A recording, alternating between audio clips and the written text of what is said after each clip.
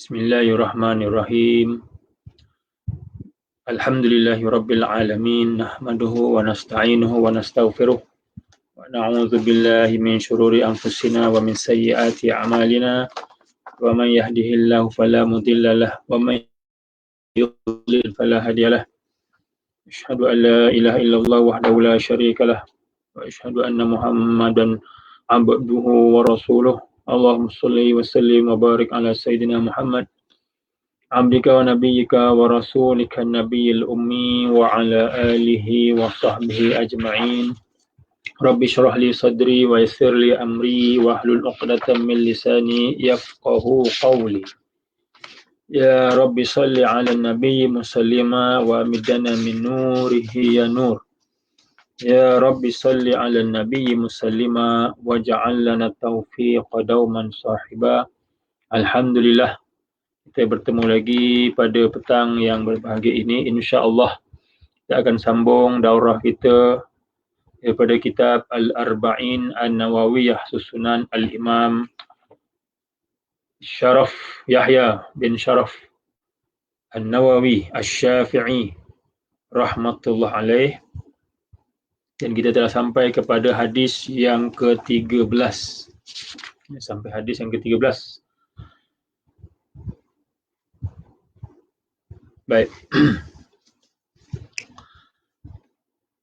Dengan sanad yang bersambung dengan guru-guru kami kepada Imam An-Nawawi rahmatullah alaih, kata beliau, An Abi Hamzah Anas bin Malik radhiyallahu anhu khadimi Rasulillah sallallahu alaihi wasallam anin Nabi sallallahu alaihi wasallam qala la yu'minu ahadukum hatta yuhibba li akhihi ma yuhibbu li nafsihi.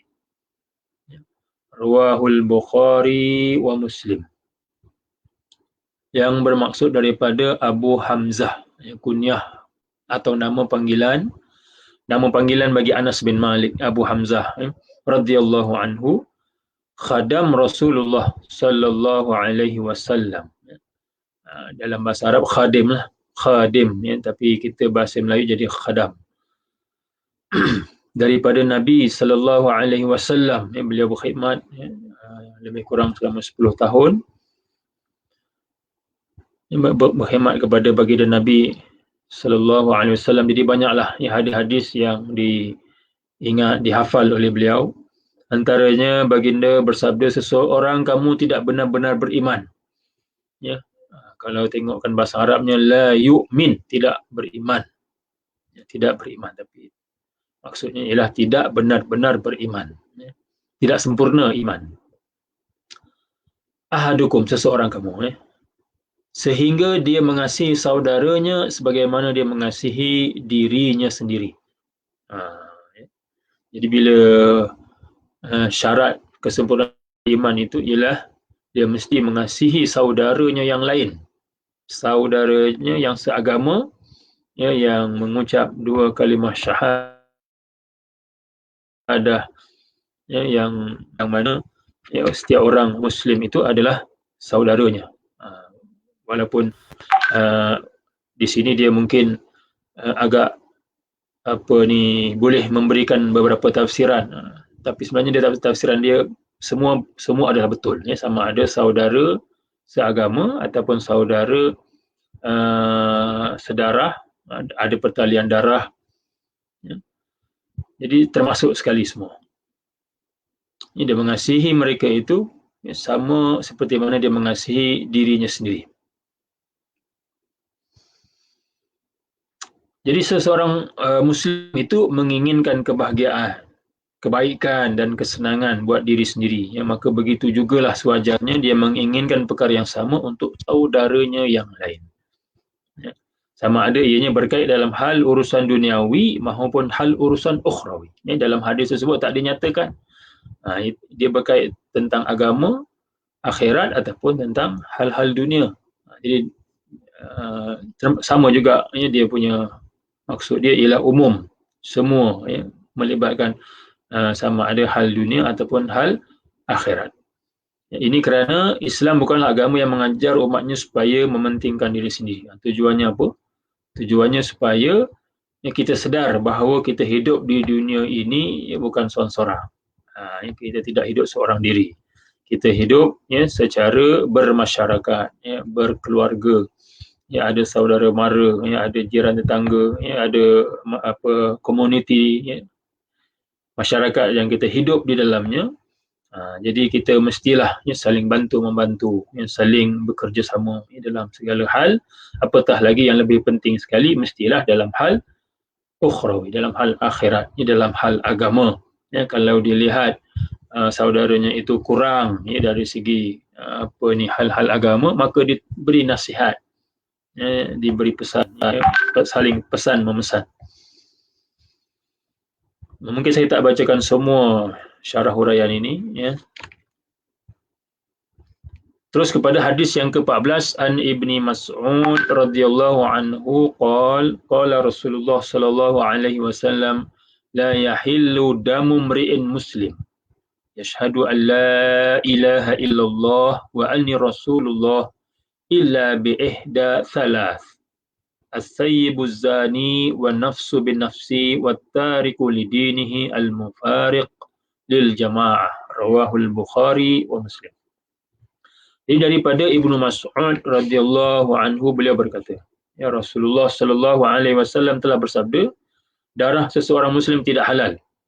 Maknanya tidak boleh sesuka hati untuk kita cederakan, apatah lagi cabut nyawa dia, bunuh dengan membunuhnya. Tidak halal, kecuali dengan salah satu dari 3 perkara.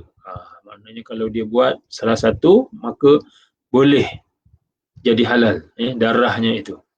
Pertama, orang berkahwin yang berzina. Orang berkahwin yang berzina. Jadi dia jika dia berzina, maka hukumannya ialah rejam, direjam sampai mati. Maknanya halal darah dia. Dia berbeza dengan orang yang belum berkahwin. Orang yang belum berkahwin, yang berzina, tidak direjam, tetapi disebat, di rotan. Mungkin rotan itu lebih ringan bunyinya berbanding sebat. Kalau undang-undang kita, sebat itu lain, maksud dia agak mengerikan. Tetapi kalau rotan ini mungkin lebih ringan bunyi dia, 100 kali.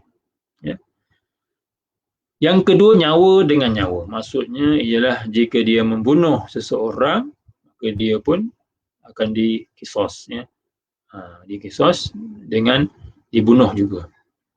Dan yang ketiga, orang yang meninggalkan agamanya, yang memisahkan diri dari jemaah. Ini orang yang murtad daripada agama Islam. Dia jadi kafir. Maka orang yang seperti ini, kata Rasulullah sallallahu alaihi wasallam, halal darahnya sebab dia berpisah diri daripada jemaah umat Islam. Ini jemaah di sini ialah jemaah umat Islam. Dia memisahkan diri daripada jemaah umat Islam dan tidak lagi dikira sebagai orang Islam. Tetapi ada hukum hakamnya, iaitu bagaimana perlu diberikan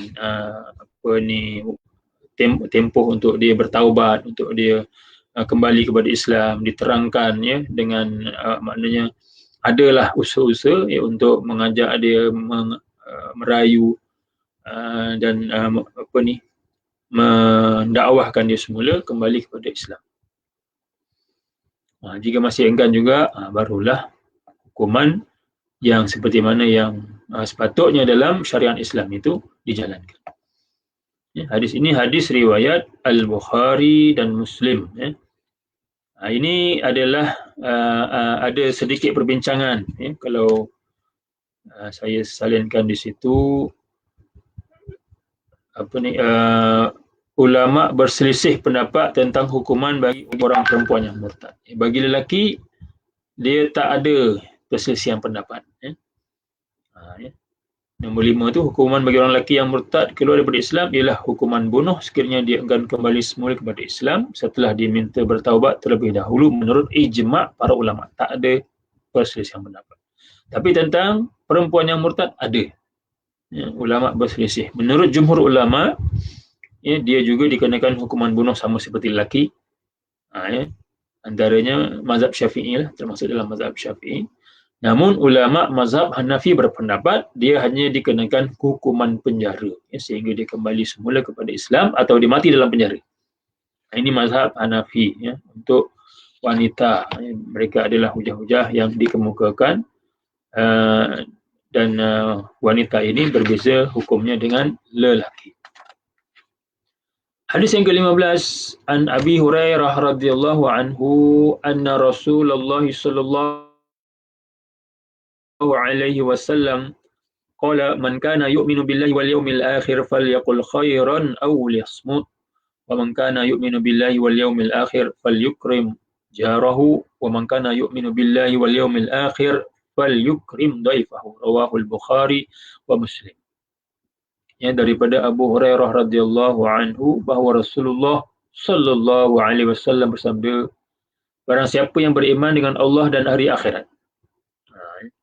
Barang siapa yang beriman dengan Allah dan hari akhirat, dia percaya nanti satu hari nanti dia akan mati dan akan dibangkitkan semula. Akan dihisap semula.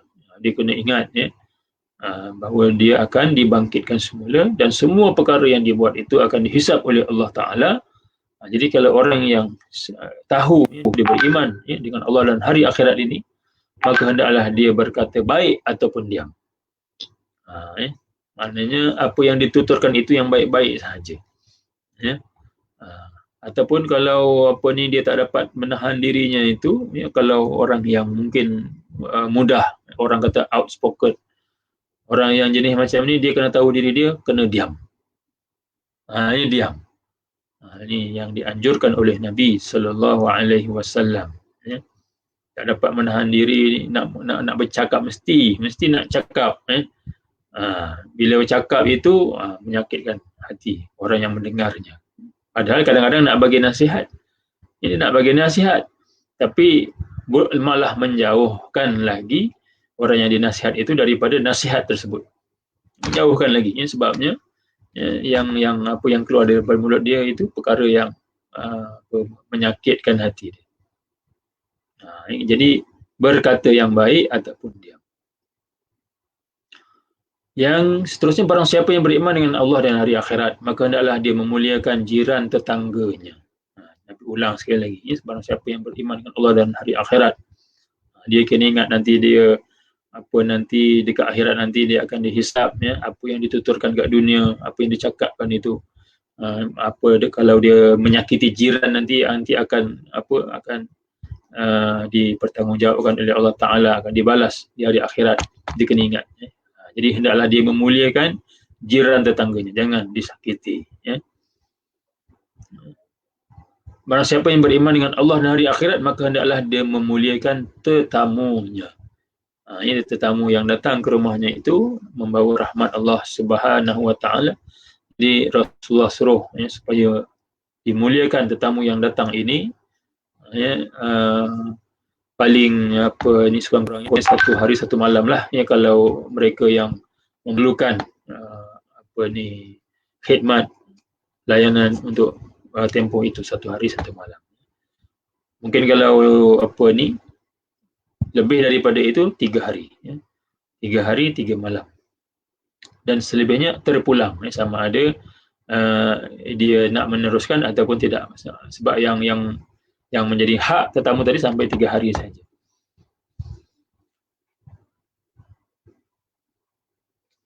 Baik. Hadis yang ke-16, an Abi Hurairah radhiyallahu anhu anna rajulan qala lin Nabi sallallahu alaihi wasallam awsini. Qala la taghdab. Faraddada miraran qala la taghdab. Rawahul Bukhari. Daripada Abu Hurairah radhiyallahu anhu bahawa seorang lelaki berkata kepada Nabi sallallahu alaihi wasallam, wasiatkanlah kepadaku, ausini. Wasini pun sama juga, wasini. Lagu wasini. Tapi yang Nabi dalam hadis Nabi ini ausini, seorang lelaki, artinya seorang sahabat Nabi, tidak dinyatakan namanya, minta supaya Nabi memberi wasiat atau pesan kepada beliau. Baginda bersabda, janganlah engkau marah. Ya, janganlah engkau marah. Jadi lelaki itu mengulangi soalan itu beberapa kali. Maknanya bila Nabi hanya memberi wasiat la taghdab, jangan engkau marah, jadi dia macam rasa tak puas hati, ya, terlalu ringkas, mudah, ya. Nampak macam mudah lah, ya. Jadi dia ulang lagi, ya, minta wasiatkanlah kepada Nabi tetap bersabda janganlah engkau marah, ya. Jadi Nabi tetap menjawab yang sama, iaitu janganlah engkau marah. Hadis riwayat Imam Al-Bukhari. Jadi mesti ada sebab kenapa Nabi menekankan, ya, supaya jangan marah, ya. Jadi sifat marah ni ada dalam diri setiap orang, ya. Cuma dari segi tahap dia tu, tinggi rendahnya itu berbeza antara seseorang dengan yang lain. Ya, ada setengah orang tu dia nak marah tu susah, ya. Nak marah dia tu susah sangat, bagus, ya. Jadi semua orang suka. Ada yang tahap marah dia cepat sangat. Ini mungkin, ya. Mungkin disebabkan Nabi tahu, ya, lelaki tersebut ini mungkin cepat sangat, ya. Sikit-sikit mudah untuk melenting. Jadi Nabi nak wasiatkan la taghdab, janganlah kamu marah. Jadi mungkin, ya, setengah orang yang mudah, ya, untuk marah ini, maka, ya, dia perlu ingat wasiat Nabi SAW, ya, supaya menjaga, menahan dirinya. Kerana orang yang kuat itu bukanlah orang yang gagah perkasa, ya, dengan otot badan dia, ya, tegak, kuatlah, ya. Jadi orang yang gagah tu bukan orang yang gagah perkasa atau yang kuat berlawan, tapi orang yang gagah itu, ya, ialah orang yang dapat menahan dirinya ketika marah. Ya, sebab kalau marah tu macam-macam boleh terjadi, ya, macam-macam perkara boleh terjadi. Yang paling ringan sekali ialah terputusnya silaturahim. Paling ringan bila marah ni putus silaturahim. Paling berat bunuhlah, menyebabkan kematian. Ya, sifat marah ni boleh menyebabkan kematian, ya, macam-macam boleh berlaku. Jadi Nabi nasihatkan la taghdab, janganlah engkau marah, ya. Sebab orang mukmin yang disukai oleh Allah Subhanahu wa taala ialah orang yang lemah lembut, sopan santun, ya. Dia punya tindak tanduk dia itu tidak bengis, tidak kasar. Itu ialah orang yang disukai oleh Allah Subhanahu wa taala. Baik. Hadis yang ke-17, an Abi Ya'la Shaddad bin Aus radhiyallahu anhu an Rasulillah sallallahu alaihi wasallam qala inna Allah kataba al-ihsan ala kulli syai' fa idza qataltum fa ahsinul qitlah wa idza dhabhtum fa ahsinudz dzibhah wal yuhidda ahadukum syafratahu wal yurih dzabihatahu. Rawahu Muslim. Ini daripada Abu Ya'la Shaddad bin Aus radhiyallahu anhu, daripada Rasulullah sallallahu alaihi wasallam, ya, dia meriwayatkan baginda bersabda sesungguhnya Allah menulis, iaitu mewajibkan, ya, bil katabah, ya, perkataan katabah, Allah Taala menulis ini, ya, artinya mewajibkan. Ya, macam dalam Al-Quran, kutiba alaikumusiyam. Jadi ditulis, maknanya diwajibkan, difardukan. Dia mewajibkan ihsan atas segala sesuatu. Okey. Jadi ihsan di sini berbeza dengan ihsan yang terdapat di dalam hadis Jibril alaihissalam. Nabi bertanya, apabila Jibril bertanya apakah dia ihsan, maka Nabi menjawab al-ihsan an ta'budallaha ka'annaka tarah fa illam takun tarah fa innahu yarak. Ya, ihsan itu ialah kamu menyembah Allah seolah-olah kamu melihatnya, dan jika kamu tidak dapat melihatnya sesungguhnya dia melihat kamu. Itu ihsan dalam pengertian hadis Jibril yang merujuk kepada penyucian diri, ya, penyucian hati, yang merujuk kepada penyucian hati, muhasabah diri, juga menambah baik ibadah kita itu, kualiti ibadah kita itu, supaya betul-betul mencapai tahap kualiti yang terbaik dalam Allah Subhanahu wa Ta'ala. Itu ihsan. Dalam hadis ini. Ihsan dalam hadis ini berbeza, maksudnya 11 kasihan, 11 ihsan. Bila kita belas ihsan itu inilah, dia berbeza dengan ihsan dalam hadis Jibril. Jadi ihsan atas segala sesuatu. Kalau membunuh, maka elokkan pembunuhan itu. Bunuh ini umum juga. Bila Nabi jawami' al-kalim, jawami' al-kalim, maknanya kata-kata yang ringkas tetapi padat dan dalam isinya. Bila dihurai itu panjang huraian dia. Bila dihurai, huraian dia itu boleh ada